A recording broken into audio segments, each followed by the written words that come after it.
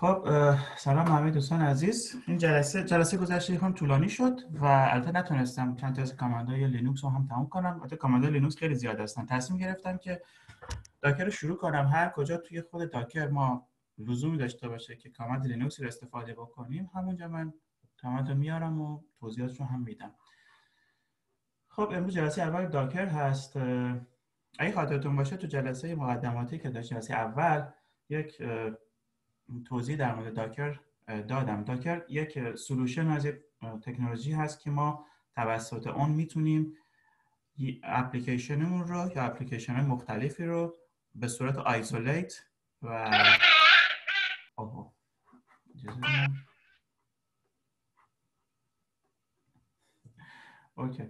به صورت آیزولیت بر روی سیستم عاملی، بر روی هاستی اجرا بکنیم بدون اینکه تغییرات روی هست و سیستم عامل بده. و این امکان داره که پورتبل هم باشه، ما بتونیم اینو بر روی ماشین‌های مختلفی اجرا بکنیم. بنابراین میشه گفت که خیلی شبیه هست به ویرچوال ماشین، اما تفاوتی که در ویرچوال ماشین داریم اینه که ویرچوال ماشین یک لایه اضافه داره که اون در حقیقت هایپروایزری هست که توی ویرچوال ماشین داریم و به دلیل اون هست که ویرچوال ماشین در حقیقت ریسورس های خیلی بیشتری رو استفاده میکنه. من الان توی ویرچوال باکسی که الان روی سیستم نصب کردم 2 تا 3 تا سیستم عامل مختلف دارم و چنانچه شروع کنم اینا رو ران بکنم، احتمالاً بسته به اینکه چقدر ریسورس رو سیستم عاملم هست، چقدر مموری برای مثال دارم، فرق میکنه که چقدر پرفورمنس داشته باشم و اگه 2 تا 3 تا 4 تا رو اگه اجرا بکنم احتمالاً سیستم عاملم هنگ میکنه. بیشتر از اون نمیتونم اجرا بکنم چون که هر کدام از این ماشین ها به اندازه کافی خودشون ریسورس مصرف میکنه. اما داکر اینطور نیست. داکر بسیار لایت ویت هست، بسیار سبک هست. برای یک لایه داکر، سرویس داکری که برای سیستم عاملتون نصب میشه، شما میتونید کانتینرهای مختلف داکر رو اجرا بکنید و توی اون کانتینرها یک اپلیکیشن یا چند تا اپلیکیشن رو ران بکنید و اپلیکیشن و کلی نرم افزارتون رو ارائه بدید. امروز قراره که اینو به صورت عملی نشون بدیم. پیش از هر چیز لازم است که شما داکر رو نصب کنید و داکر برای هر سیستم عاملی نصب میشه، برای ویندوز، مک و سیستم عاملای یونیکس و مانند لینوکس. از اونجایی که میدونم که خب خیلی از دوستان سیستم عامل ویندوز رو دارن، ویندوز من دارم نصب داکر رو روی ویندوز توضیح میدم. در کنارش نصب برای لینوکس رو هم توضیح میدم براتون و بعد از اون داکر رو شروع میکنیم. البته من اینجا چون خودم ویندوز رو مستقیم ندارم، روی ویرچوال ماشین ویندوز رو اجرا میکنم و نصباتو نشون میدم.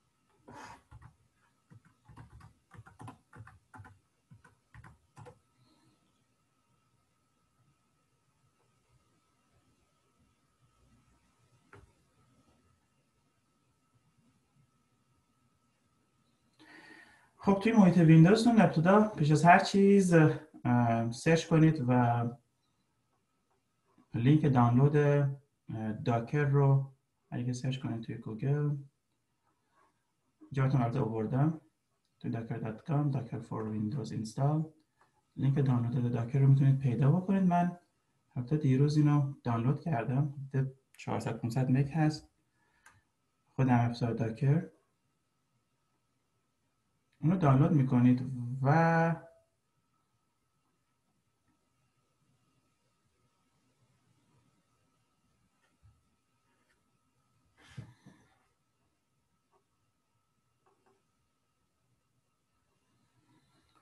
همونجا نصبش انجام نمود. 416 مگ هست داکر ویندوز. مثل هر نرم افزار دیگر روی ویندوز، روی فایل نصب دبل کلیک کنید و استپا رو رد بکنید تا نصب بشه. البته چند تا سرویس هست که اضافه میکنه به سیستم عاملتون و اون سرویس ها باید اجرا بشه در هنگام بود شدن سیستم عامل.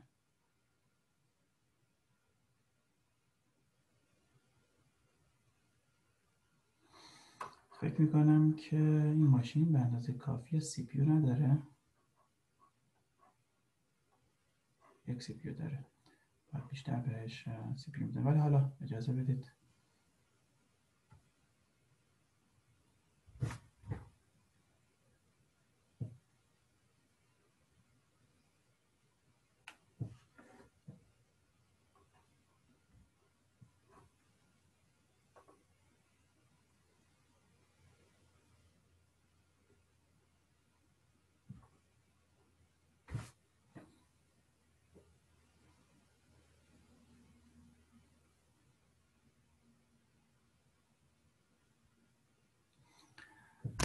خب واقعا کند هست، اجازه بدید من رو شاتداون میکنم و دوباره اجرا میکنم.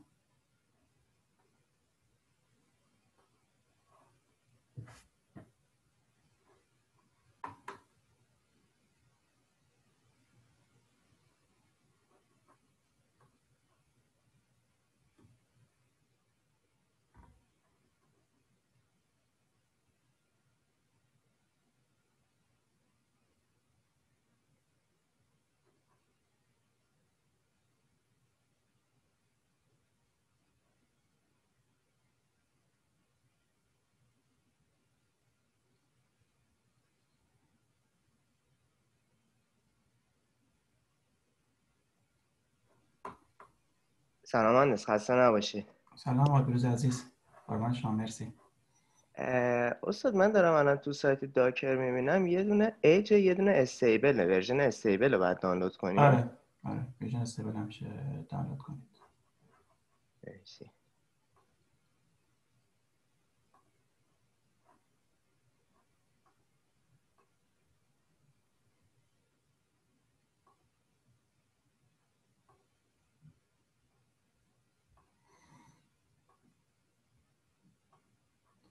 دارم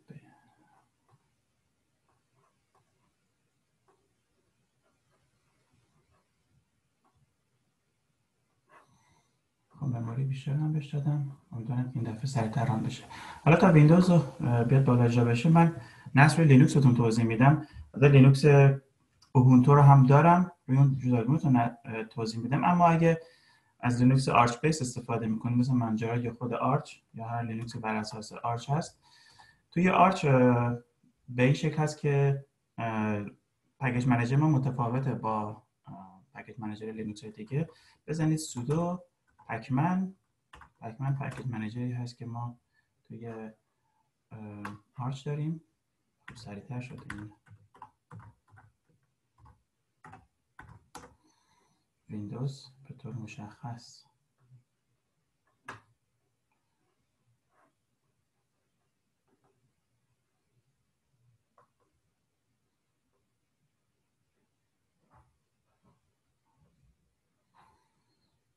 خب خیلی سریع چون که توی لینوکس واقعا سریع هست نصب.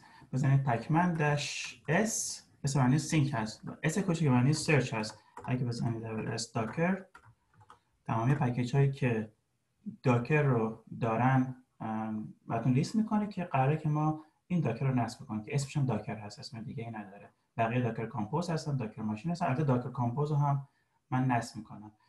وقتی خواستیم نصبش کنیم دیگه فقط اس یعنی سینک داکر و داکر کامپوز و اینتر میزنید تو داکر رو نصب میکنم. من نصب کرده بودم، بکنم آپدیت شد. و از اون بعد شما دیگه با دستور داکر مطمئن بشید که داکر اجرا شده یا نه. اگر که وقتی داکر نصب شد و بزنید داکر ایمیج ls که ایمیج رو نشون بده، داکر لیست، چنانچه شما این ایرور رو ببینید در توی لینوکس، به دلیل که سرور داکر هنوز سرویسش ران نشده.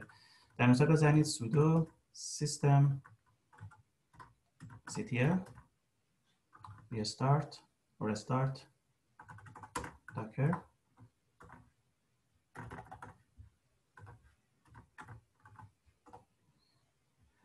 آن وقت میتونید که داکر رو اجرا بکنید. اگه بزنید داکر ls ایمیج ls، اگه اجرا شد و چیزی رو دیدید مشخص است که داکر نصب شده.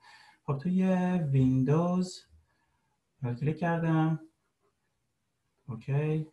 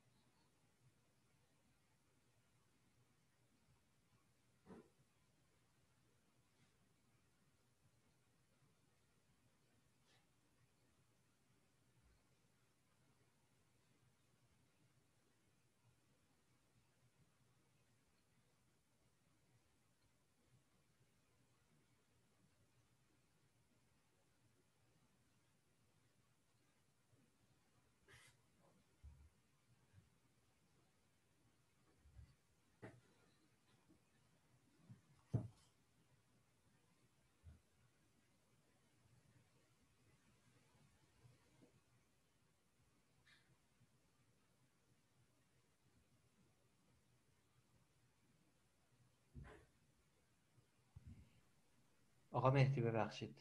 خواهش من بفهمید. سلام. سلام شما. روی اوبونتو نصب کردم، خیلی سریع نصب شد و الان کامنداش میاد وقتی داکر خالی رو میزنم. این به مفهوم اینه که ستینگ خاصی باید انجام بدم یا میگید؟ نه اگه بزنید داکر ایمیج ls ببینید لیستی میاد، لیست خالی احتمالاً ما ببینید. داکر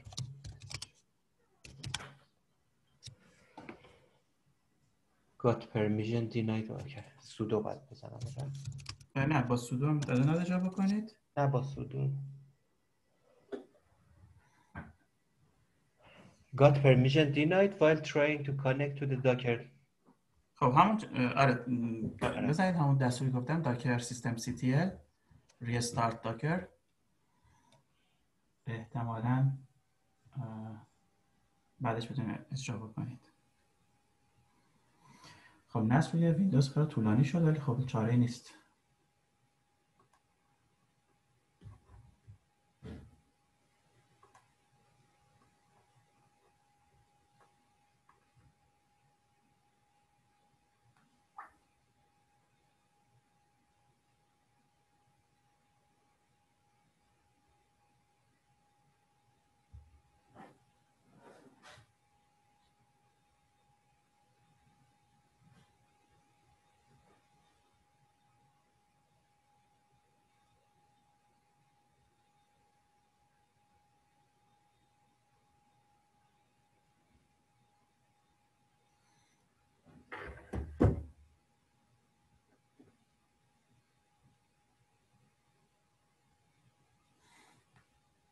خب شما آقا حمید تونستید اجرا بکنید و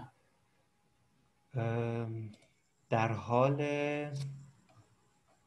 فالو همین اینستراکشن هم که میگه set users privilege.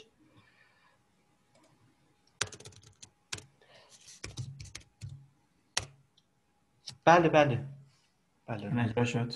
بله. اوبونتو 18 دارید شما یا 20؟ 20. اوکی.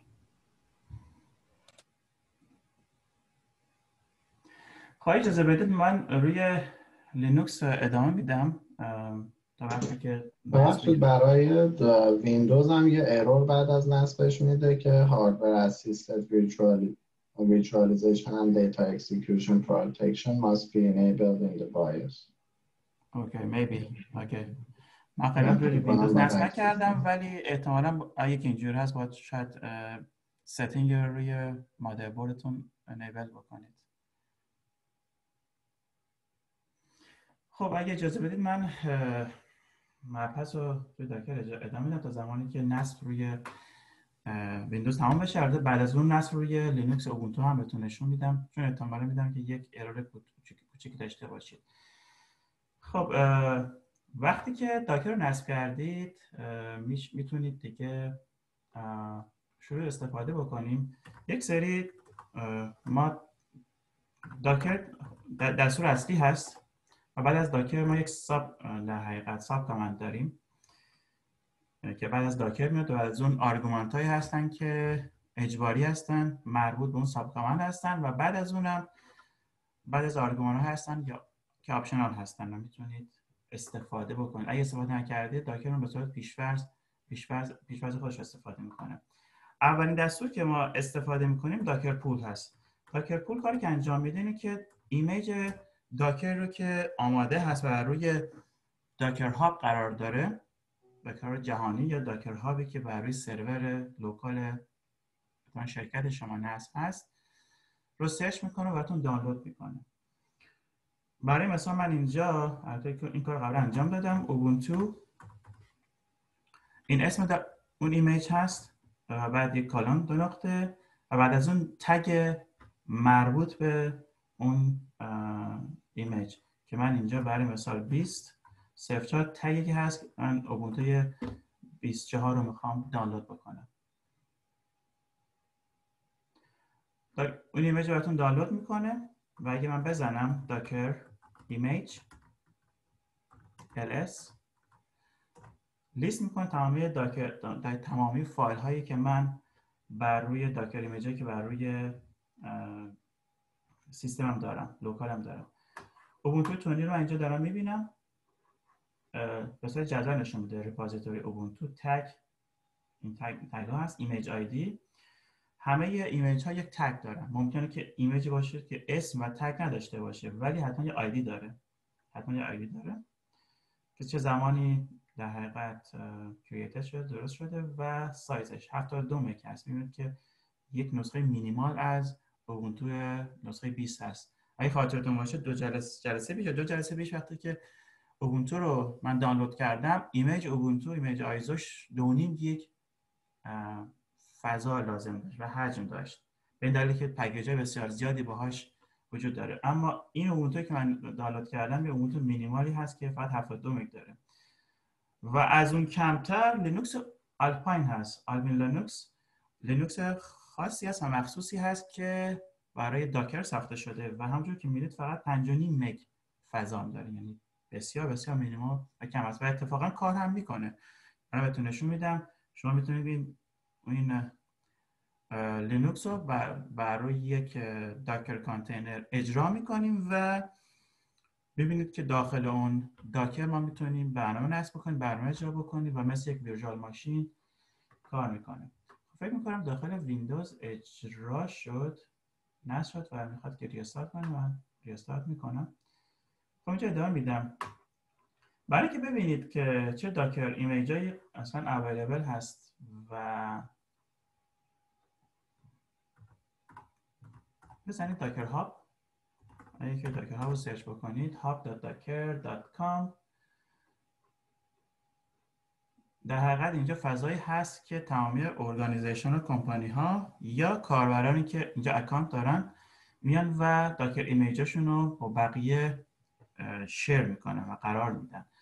من درود اکسپلور کلیک کردم و اینجا تمام داکر ایمیجا رو میتونید ببینید که خیلیشون اینا وریفاید هستن، بعضیشون آفیشیال هستن مثل اوبونتو، ردیس، مایسیکوئل، اوراکل و به همین ترتیب نود.js هست، پوستگرسکوئل و آلپاین.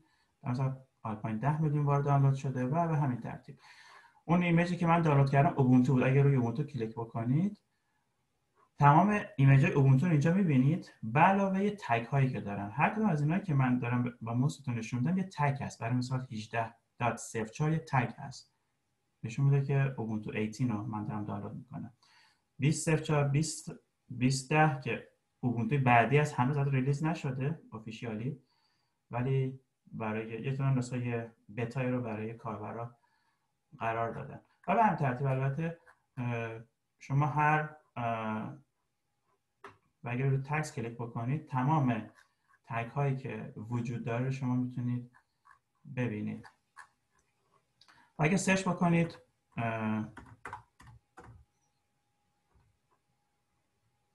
ایمیج دیگر رو میتونید پیدا بکنید. پایتون 3.10 که جدید هست، 3.8 و به همین ترتیب هر کدوم از اینها. یه نکته کوچیکتون بگم، اونهایی که میبینید که توی نامشون نام باستر دارن، باستر نام کد نیم آخرین ورژن دبیان هست در این زمان، در زمان که من دارم صحبت میکنم و این ویدیو رو ضبط میکنم. معنیش اینه که این ایمیج ها بر اساس لینوکس دبیان ساخته شدن و دستورات که داخل اون لینوکس استفاده میکنیم مربوط به دبیان هست. برای مثال برای نصب از apt استفاده میکنیم، از apt استفاده میکنیم. در صورتی که این نامو نداشته باشه، آلپاین باشه، دستورات مربوط به آلپاین. تفاوتشون در حجمشونه، چون که تمام ایمیج هایی که با آلپاین هستن بسیار بسیار مینیمال هستن و خیلی حجمشون کمه. خب من فکر می‌کنم ویندوز هم اینجا بالا اومد.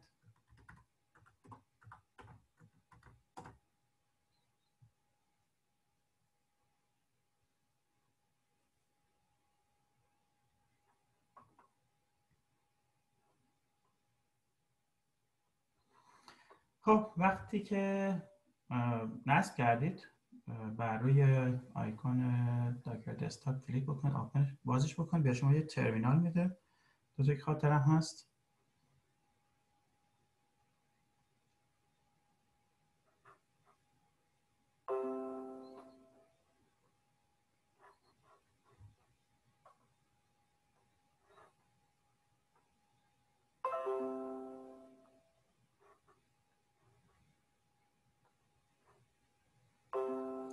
خب این ارور من واقعا نمیدونم چیه.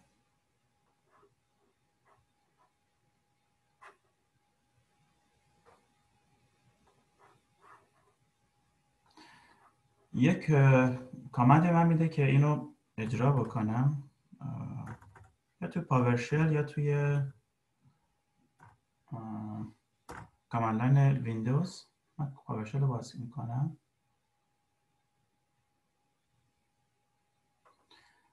و کامندی که بهتون داده شده رو اجرا میکنیم. ببینیم که یک بزنید داکر ایمیج.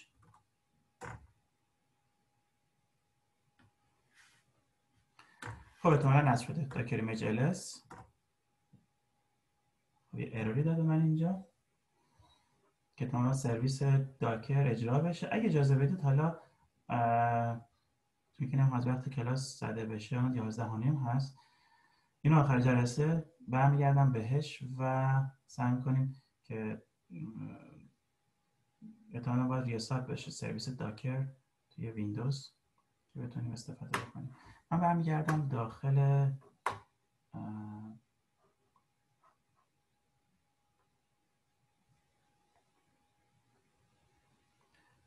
من ویندوز میشه شاتداون میکنم، چون که میخوام روی اوبونتو هم بهتون نشون بدم نصبش رو.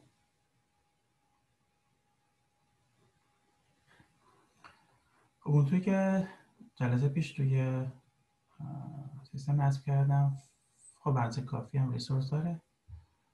روی اوبونتو هم بهتون نشون میدم نصب کردن داکر. خیلی خب، حالا تا وقتی میگیم که اوبونتو بالا بیاد،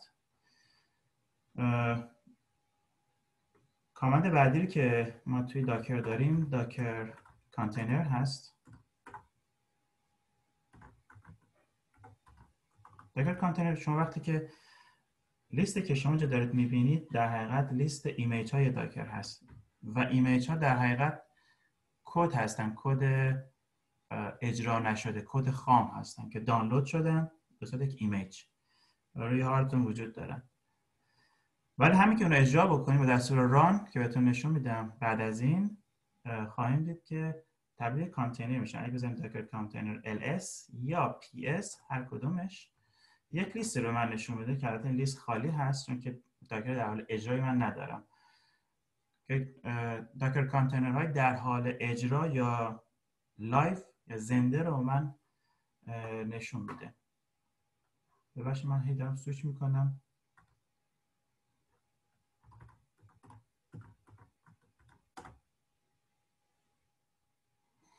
اگه که لینوکس بر پایه دبیان دارید مانند اوبونتو،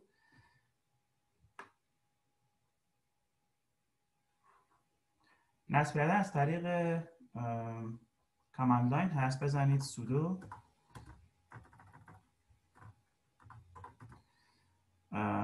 ابتدا سودو apt update توی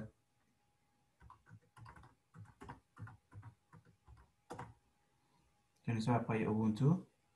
دبیان. ای بابا.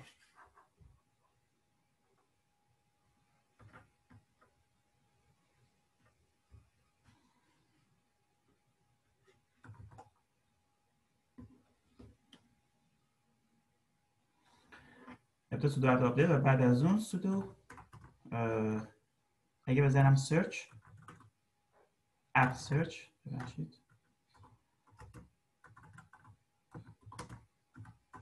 داکر تمامی پکیج هایی که بر نام داکر رو دارن رو من میبینم و اگه که ابتدای کار این علامت ها بزنید در حقیقت shift 6 تمامی پکیج هایی که ابتدای نامشون با داکر شروع میشه رو من میبینم که داکری که من دارم اینجا قرار نصب کنم این ورژن هست. بزنید داکر سرچ داکر apt install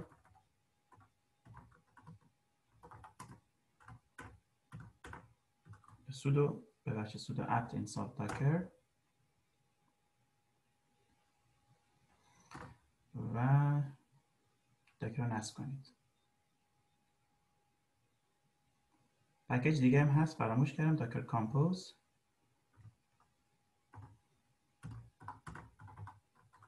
اون رو هم به همین ترتیب نصب کنید.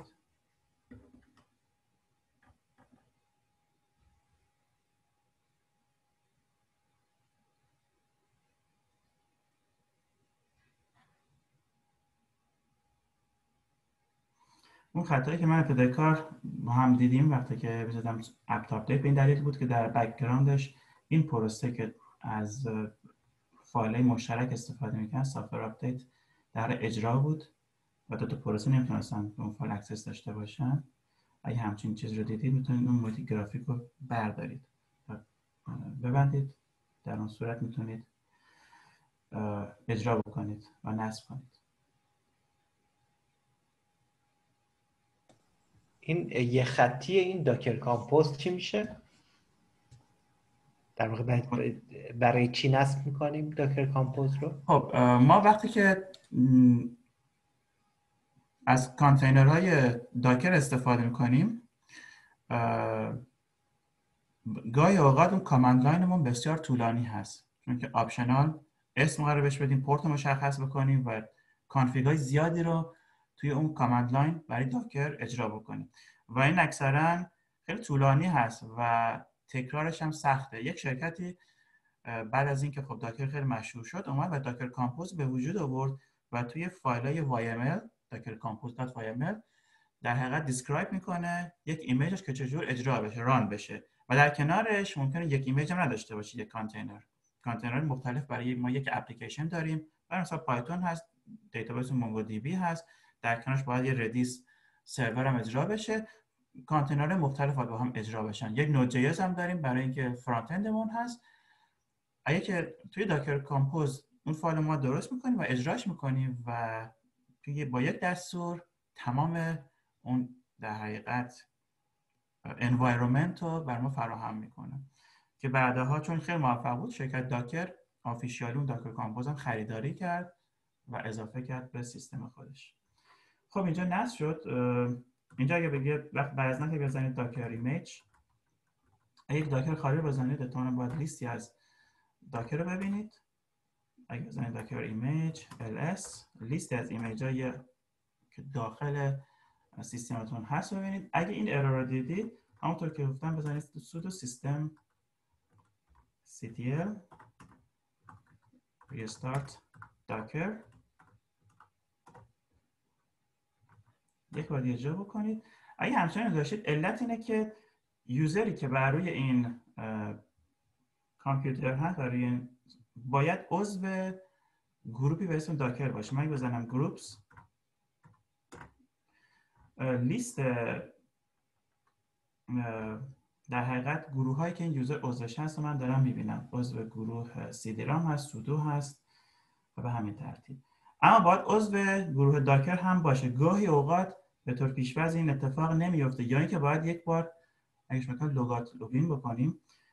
برای این اتفاق نیفتاد بزنید سودو user mode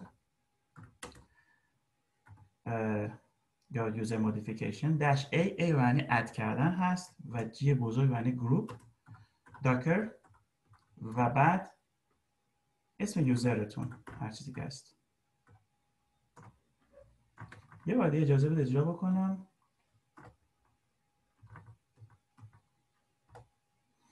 ادامه احتیاج دارم که لوگین بکنم یا ریستارت بکنم. کلا ریستارت میکنم و به احتمال زیاد میبینید دیگه برای اوبونتو هم نصب میشه. خب برمیگردم با اجازهتون روی محیط خودم. خب گفتم که داکر ایمیج ها دقیقاً فقط ایمیج های داکر هستن و کانتینر ها اونایی هستن که در حال اجرا هستن. حالا اگر میخوام یک داکر رو اجرا بکنم، برای مثال این اوبونتو رو اجرا بکنم، اگه بزنم داکر run و اوبونتو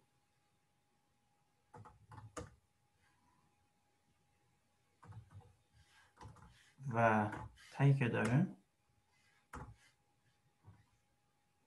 درست کردم. خب اون در حقیقت ایمیج رو من اجرا میکنه. یعنی در حقیقت من با یک کانتینر داشته باشم، تو لیست کانتینر رو ببینمش. اگه بزنم داکر کانتینر پی اس یا به طور مختصر داکر پی اس هم میتونید بزنید، یعنی یک الیاس هست داکر پی اس رو بزنم، میبینم که هنوز لیستم خالیه و وجود نداره اینجا. علت اینه که شما وقتی که یک داکر ایمیج رو اجرا میکنید یک کامندی داره، دستور داره که به اسم انتری پوینت اون اجرا میکنه و تا انتها یک کاری انجام بده برای ما اون داکر ایمیج و وقتی به انتها برسه خارج میشه یا اگزیت میشه. در اینجا من کاری که دارم اینو اجرا کردم، کامندش بش بود، یعنی یک انتری پوینت معمولی داشت. برای که ببینم که داکرهایی که خارج شدن در حقیقت ps-a که بزنید a یعنی all هست، لیست تمام ایمیج هایی که من داشتم رو اینجا به همون نشون میده. چون که اجازه بدید من یه خورده فونت رو کوچکتر میکنم که همه رو تو یک خط ببینیم. خب لیست که دارم داکر کانتینر آیدی، نیم، کامند، کرییتد، استاتوس، پورت و نیم هست. من اوبونتو 20 رو اجرا کردم. وقتی اجرا میشه یک کانتینر آیدی یک آیدی پیدا میکنه که همیشه وجود داره. کامندی که به طور پیش‌فرض داخل خودش تعریف شده بود بش بود که اجرا شد، که گفت که 1 دقیقه پیش این اجرا شده و خارج شده. پورت هم نداشته و یک نیم هم بهش داده شده. این نیم یک نیمی هست که اگه بهش ندید به طور پیش‌فرض موقع اجرا، یک نیمی رو خود داکر جنریت میکنه که 2 کلمه هست. کلمه اول صفت، کلمه دوم یک اسم خاصه و برای مثلا اینجا suspicious انیشتین هست اگه اشتباه نکنم. اسم خاص، من اسم خاص جالبی هم اینجا میتونید ببینید. ایرانی هم هستن، خیام توشون هست، میرزا خانی رو من دیدم توشون هست، فقط برای اینکه اون داکرها کانفلیکت نداشته باشن. اگر که یک کانتینری این اسم داشته باشه و یک بار دیگه بخواید با همون نام اجراش بکنید ارور دریافت خواهید کرد. خب من اینجا بس دیدید که من اون اجرا کردم اما خارج شد و اگزیت شد بدون که بتونم تعامل داشته باشم با داکر ایمیجم. اجازه بدید من برگردم داخل اوبونتو.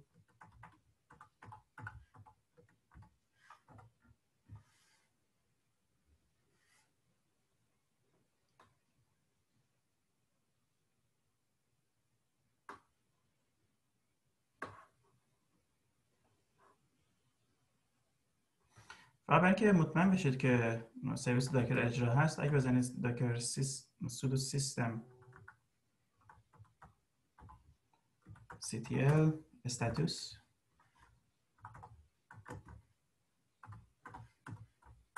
docker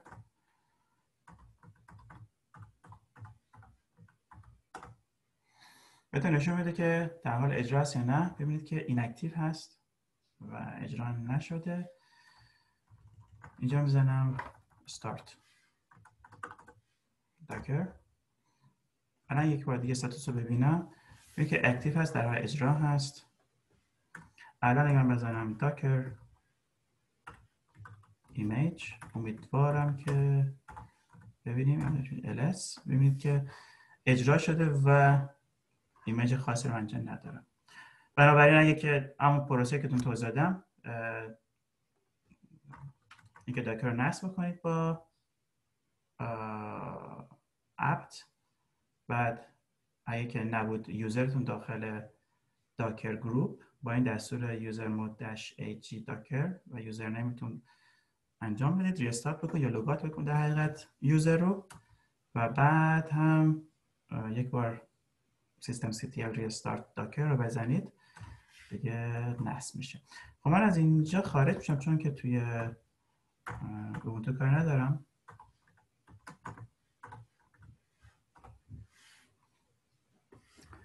خب برای اینکه من بتونم تعامل داشته باشم با اون ایمیجی که دارم و مثل ویژوال ماشینی که دیدید که من ران کردم و تونستم داخلش کاماند رو اجرا بکنم، اینجا براش این کار انجام بدم، از فلگ به نام -i استفاده می‌کنم. آی معنی اینتراکتیو هست و همچنین بهش میگم که من قراره که با چه اپلیکیشن در چه شلی اینتراکتیو و توی اینتراکتیو مود با سیستم عامل صحبت بکنم. برای این بزنید ~entry point و بعد از بش استفاده میکنم. یادتون باشه که توی اوبونتو ما هم بش داریم هم sh داریم، اما تو آلپاین فقط sh داریم. اینطوری که بزنم ایمیج داکر رو برای من ران میکنه، یک کانتینر رو وجود میاره و نمیدونم چرا اجرا نشد.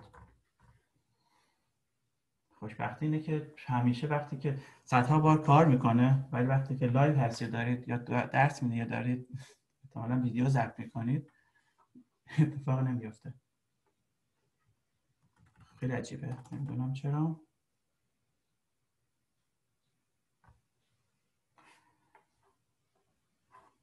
از من شکل دیگه رو باز میکنم.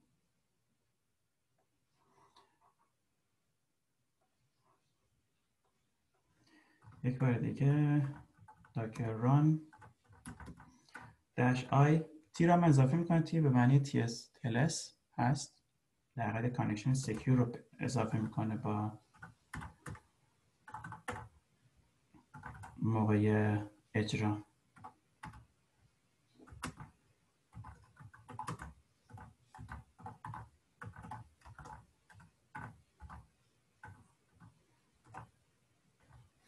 خب الان اجرا شد و دیدید که اگر دقت بکنید شل من تغییر کرد. یعنی من اونجا یوزرنیمی داشتم و نام ماشینم اینجا سبز رنگم بود توی این شل اصلی خودم، وارد در حقیقت شل داکر کانتینر شدم و میبینید که یوزرنیم اینجا روت هست، یک نام پیش‌فرض داره چون که من نامی رو به اون ماشین ندادم. اگه دقت کنید اینجا چون یوزرنیم من یوزر عادی بود $، داشتم، اینجا چون روت هستم هشتگ دارم. الان اینجا شما میتونید اگه من بزنم ls لیست تمامی فایلایی که داخل اون کانتینر هست من دارم ببینم. اگه بزنم cd home و ls اینجا بگیرم احتمالاً خالی هست چون که اینجا یوزر وجود نداره. الان در حال حاضر یک کانتینر اجرا شده و وجود داره. اگه من یک شل دیگه باز بکنم و اجازه بدید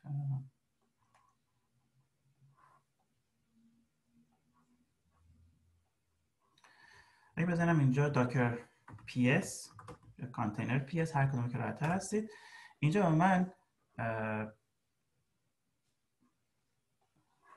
این کانتینر در حال اجرا رو نشون میده که یک ایمیج دارم کاملا بش بود همونجور که دیدید و یک نامم بهش داده شده.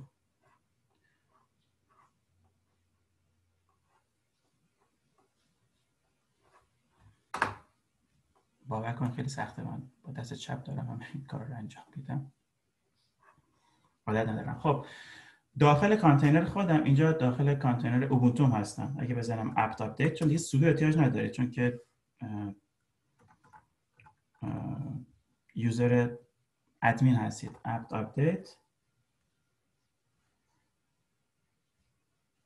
لیستی از تمامی پکیجایی که قابل آپگرید هستن به من نشون میده. اگر بزنم apt list upgradable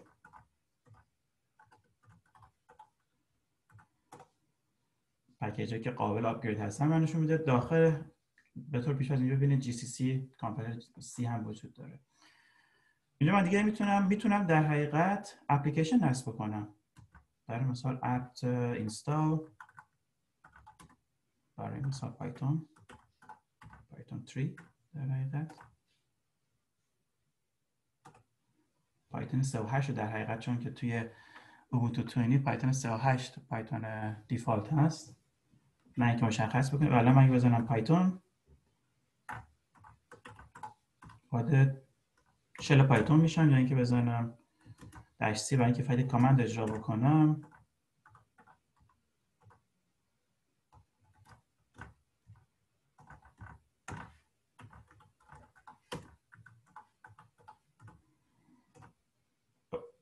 ببخشید پایتون تی در حقیقت من یک کامند رو توی پایتون اجرا کردم. همونجور که دیدید الان من داخل این کانتینرم که حجم خیلی کمی داشت حدود 70-80 مگ بود من میتونم اپلیکیشن رو نصب بکنم و اجرا بکنم. خب و اگه بخواید خارج بشید از اون محیط شل کانتینرتون اگه بزنید اگزیت خارج میشه و اینجا اگه داکر پی اس رو بزنید خارج شده در حقیقت. اگه اون کانتینر بزنم داکر پی اس -a آخرین اوبونتویی که من داشتم اینجا ببینید خارج شده ازش. خب تا اینجا سوالی هست؟ 10 دقیقه ما به 12 داریم. اگه سوالی باشه جواب بدم. اگه قرار باشه جلسه هم 1 ساعته باشه. سوال نیست دوستان؟ خب اجازه 10 دقیقه رو ادامه میدم. خب حالا اتفاق افتاد اینه که خب حالا اگه من یک بار دیگه دستور قبلی رو اجرا بکنم داکر ران آیتی اینترپوینت بش اوبونتو وارد بشم و الان بزنم پایتون 3 چون پایتون نصب کرده بودم دیگه میبینم که پایتون 3 وجود نداره چون که من بر روی کانتینر قبلی این کار انجام دادم. بر روی این ایمیج اوبونتویی که دانلود کردم هیچ تغییری ندادم و وقتی که از کانتینر خارج شدم از بین رفت. البته میشه این کانتینرهایی که اینجا اگزیت شدن رو دوباره رانشون کرد ولی این شیوه خوبی نیست.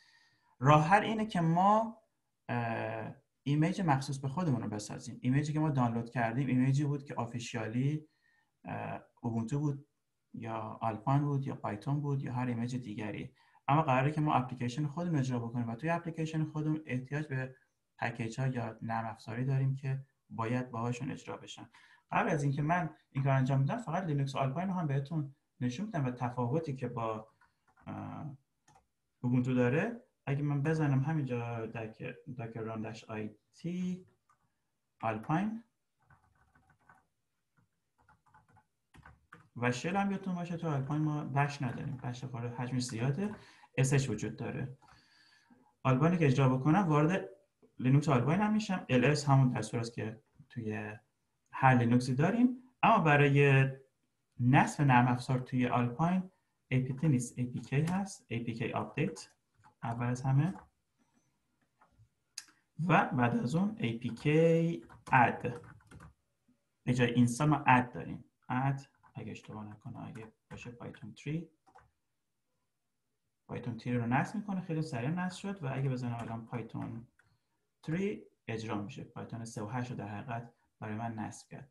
بنابراین تفاوتی که ما داریم با لینوکس های دیبیان بیس اینه که فقط پکیج منیجر هست و وقتی که میخوایم فایل داکرمون رو بسازیم دستوراتی که استفاده میکنیم متفاوت هست. به طور پیش‌فرض آلپاین هست لینوکس هایی که استفاده میکنید ایمیجی که داریم اگه نه دیبیان هستن. خب من خیلی سریع توی چند دقیقه باقی مونده نحوه درست کردن یک ایمیج کاستوم شده داکر بهتون نشون میدم. برای این کار من یه پروژه کوچیکی رو پیدا کردم داخل گیت هاب که اونو اگه که باز بکنید لینکو که توی فایل که براتون میفرستم هست. اگه گیت بلد هستید که با گیت اینو کلون میکنید، اگه نه اینجا کلیک کنید تو دانلود زیپ رو بزنید، فایل براتون دانلود میکنه. همون فایل بر روی کامپیوترتون اکسترکت بکنید و توی شلتون نویگیت بکنید توی اون مسیر که اسمش فلاسک اکس هست. فلاسک فریمورک توی پایتون هست برای درست کردن اپلیکیشن های وب بیس یا در حقیقت API. در حقیقت یه سری فایل اینجا ما داریم و من قبلا اینجا پاک بکنم فایل داکرمو. وقتی که شما اکسترکت میکنید یا کلون میکنید این فایل رو بر روی توی پروژهتون ببینید. اولین کاری که انجام بدیم اینه که یک فایل خالی به اسم داکر فایل درست میکنید. توی لینوکس تاچ هست برای درست کردن فایل، توی ویندوز هم کلیک راست بکنید و بزنید یک فایل. نام یک نام هست داکر فایل سر هم و دقت داشته باشید که حرف دی داکر هم باید کپیتال و بزرگ باشه. فایل من باز میکنم و میتونم حالا فایل رو اجرا بکنم. من برای راحتی کار از ادیتور VS Code استفاده میکنم، ویژوال استودیو کد. اگه ندارید برای سیستم عاملتون چه ویندوز چه لینوکس راحت میتونید دانلود کنید و نصب کنید. محصول مایکروسافت در حقیقت تنها محصول مایکروسافت هست که من دوست دارم و شاید به این خاطر که اوپن سورس واقعا هم کار عالی انجام دادن. دانلود بکنید و نصب کنید. برای مک، لینوکس و ویندوز قابل نصب است. خب من اجرا کردم VS Code رو و پروژه‌مو باز کردم. داخل VS Code برای اینکه داریم با VS داکر فایل کار می‌کنیم میتونید اکستنشن نصب کنید. اینجا پایین روی این منیج کلیک بکنید، ستینگ اکستنشن رو بزنید. داکر رو قرار نصب کردم ولی به هر حال اگه ندارید اگه سرچ کنید داکر اولین نامی که می‌بینید کلیک بکنید و دکمه اینستال رو بزنید. برای شما نصب می‌کنه اکستنشن داکر رو که بهتون کمک می‌کنه که فایل داکر رو راحت ما بسازیم. خب من فایل داکرم رو درست کردم. اولین چیزی که توی خطی که من میارم فرام هست. ما با فرام میگیم که از چه ایمیج به عنوان بیس ایمیج میخوایم استفاده کنیم. میزنیم اوبونتو و بعدش هم اسمش اوبونتو 04 اوبونتو 20. یه خورده این تمش هست که روی اعصابه ولی این بهتر فکر میکنم بهتر بتونید ببینید. خیلی خب اوبونتو 20 میگم که از این استفاده کن. وقتی که داکر اینو میبینه روی لوکالتون سرچ میکنه، اگه پیدا نکنه در حقیقت دانلودش میکنه. بعد از اون دستوری که ما داریم دستور ران هست. ران برای مثال قراره که من یک دستور اجرا کنم. اگه بزنم ران ls در حقیقت لیستی از فایل ها رو توی همون مسیر من نشون میده. فقط میخوام بهتون نشون بدم دستور ران چطور کار میکنه. بعد از اون ران قراره که برای مثال فکر کنید یک پوشه درست بکنم. ران mkdir همونجوری که خاطرتون هست من یک پوشه درست میکنم و مسیر پیش‌فرضی که همیشه توی لینوکس وجود داره داش هوم هست و من توی داش هوم یک مسیر درست میکنم به اسم کد. این یک پوشه درست میکنم و بعد یکی دیگه ران و بعد تاچ یک فایل قرار درست بکنم. یک ران cd و وارد اون مسیر قرار بشم cd home code. توی مسیر من وارد میشم و اونجا الان من هر دستوری که تایپ کنم اونجا میبینمش. اگر بزنم تاچ یک فایل درست بکنم file.txt برای مثال یک فایل اینجا درست میکنم و بعد run ls فقط لیست فایل رو ببینم. همین تصور کنید که این داکر ایمیج من فعلا همین قدر هست، کار دیگه انجام نمیخوام توش بدم. برمیگردم به شلی که داشتم. الان یه فایل داکر فایل جان دارم برای درست کردن فایل. میزنیم داکر بیلد و بعد دات رو میزنیم. دات به معنی که از همین فضایی که از همین فایلی که اینجا هست قراره که من بیلد رو انجام بدم و داکر فایل هم دقیقا همینجاست. اگه که توی ساب دایرکتوری باشه باید مسیر ساب دایرکتوری رو بدیم. داکر بیلد دات و اینتر رو که بزنم کار که انجام میده اون پروسه رو طی میکنه. اوبونتو 20 رو میگیره چون رو هارد من بود نشون میده. بعد این لیست فایل های هست که یه لیست داشتم. بعد یک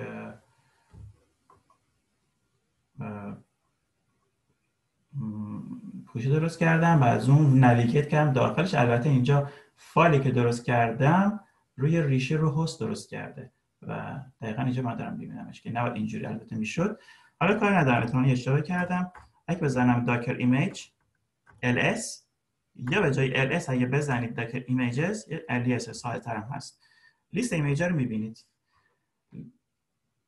داکر که من درست کردم ایمیج درست کردم اینجا من دارم میبینم که نام بهش ندادم و تگ بهش ندادم ولی یک آیدی خودش اینجا گرفته. اگه بهش بگم داکر الان داکر ران داش it دبل داش انتر پوینت و بعد آیدی ایمیجم اینتر که بزنم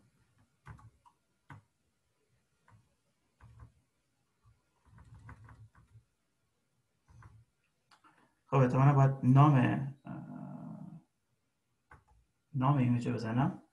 خب من اینجا چون که نامی رو نداده بودم به ایمیجم برای این کار که انجام میدیم بهش میگیم داکر تگ دقیقا تگ و بعد این ایمیج آیدی و بعد نامی که میخوام بهش بدم. برای مثال تست ایمیج 1 و چون این نامش هست و چون تگ رو بهش ندادم به طور پیشفرض تگ لیتست رو به خود در حقیقت داکر بهش میده. من که تگ رو مشخص بکنیم. الان اگه اینجا من اوکی من اشتباه بود که مثلا من اینترپوینت بش رو نزده بودم. احتمالاً با ایمیج آیدی رو میتونستم اجرا بکنم. اینترپوینت بش و بعد نام ایمیجم تست ایمیج 1. الان من وارد کانتینرم میشم و اگه بگم ls میبینید که اینجا حتی فایل من رو توی ریشه درست کرد فایل دات تکست و اگه من وارد cd هوم بشم ls اینجا بگیرم اینجا پوشه که درست کردن خاطرتون باشه کد اینجا میبینمش. اگه اجازه بدید خب 1 ساعت تموم شد. بقیه‌شو میذارم برای جلسه آینده. البته قرار بود که حالا نصب کردن رو هم بهتون توضیح بدم. اگه سوال داشته باشید در خدمت هستم. اگه نه که تو جلسه آینده. سوالی هست دوستان؟ خیلی ممنون دستون در سوال ندارید؟ ممنون. قربان شما. مرسی. اجازه بدید استاپ شیر.